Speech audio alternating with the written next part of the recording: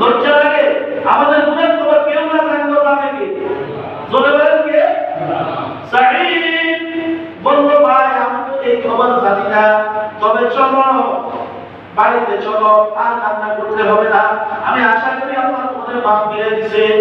সাহাবা চোখের পানি সাইডে বলতেছে, ও ভাই সাঈদ যত কথাই বলো, আমি এই গুনাহওয়ালা চেহারা নিয়ে এলাকায় যাব না। যদি আমাকে দিতেই হয় আমার হাতটা উল্টা করিয়া বাঁধো, আমার পা উল্টা করিয়া বাঁধো, ওই পানির মধ্যে চেঁচাইয়া চেঁচাইয়া আমাকে নিয়ে যাও, পানির মধ্যে আমাকে টানতে টানতে নিয়ে যাও। তখন তার হাতটা পা উল্টা করিয়া পাইছা। সাঈদ কাঁদতে কাঁদতে নিয়ে গেল। যখন শহরের মধ্যে বুঝলো, সাহাবা ভাই সাঈদ তুমি এক কাজ করো, আমার আগে আবু বকরের কাছে নিয়ে যাও।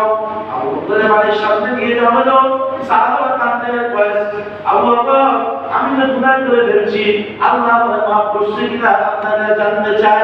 হযরত আবু বকর বলতেছে, এই সাহাবা এখানে চলে যাও, তুমি গুনাহ করছো, আল্লাহর কাছে ক্ষমা চাও, আমি এই ব্যাপারে জানি না। তখন গেল হযরত ওমরের কাছে, হযরত ওমর বড় শুনিও বিদায় করে দিলেন। হযরত উসমানের কাছে গেল, উসমান বিদায় করে দিলেন।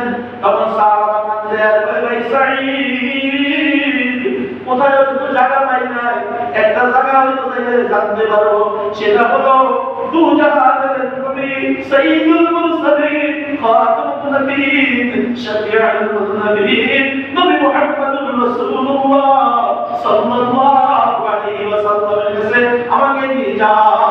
নবীজির কাছে নিয়ে যাও। সাঈদ নবীর দরবারে যখন সাহাবাকে নিয়ে গেল, সাহাবারা বলে, ইয়া রাসূলুল্লাহ ইয়া হাবিবাল্লাহ, ও নবীজি আমি গুনাহ করে ফেলছি, আজকে কয়েকদিন জঙ্গলের মধ্যে কান্না করে খানা খাইতাম, চোখ লাগে ঘুম দিনা তোমরা আমি না, আমি শুধু চোখ দিয়ে পানি ছড়াই, আল্লাহ বলে মাফ করছি কিনা জানতে চাই। আল্লাহ নবী বলল, সাহাবা এখান থেকে চলে যাও, এখনো কোনো খবর আমাদের কাছে আসে না। হযরত সাহাবারা আবার পাগলের মতো দৌড়াইতে জঙ্গলে চলে গেল। আবার কাঁদতে রাত কাঁদতে দিনকে দিন কাঁদতে, আল্লাহুম্মা আনতা রাব্বি লা ইলাহা ইল্লা আনতা খালাকতানি, ও বাবা তুমি তো আমারে বানাইছো, আমি গুনাহ করছি গো আল্লাহ, তুমি ছাড়া ক্ষমাকারী কেউ নাই। ও বাবা তুমি যদি মাফ না করো, মাফকারী কেউ নাই। ইগফিরলি ইগফিরলি, ও মাওলা আমারে মাফ করে দাও, ও মাওলা আমারে মাফ করে দাও, যে তুমি না মাফ করো জাহান্নাম ছাড়া উপায় নাই। ঠিক কি না? তুমি যদি মাফ না করো জাহান্নাম ছাড়া উপায় নাই।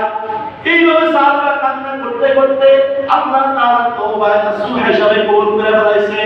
আল্লাহ রাব্বুল আলামিন হযরত জিবরাইলকে আল্লাহর নবীর কাছে পাঠাইলো। জিবরাইল জলদি করে আমার হাবিবের কাছে যাও, আমার হাবিবকে জানাইয়া দাও আমি আল্লাহ তাআলা সাহাবাকে মাফ করিয়া দিছি। সুবহানাল্লাহ। আর আস্তে করে বলেন সুবহানাল্লাহ। সুবহানাল্লাহ। মাফ করার মালিক কে? আর বলবেন মাফ করার মালিক কে? ইন্নাল্লাহা গফুরুর রহিম।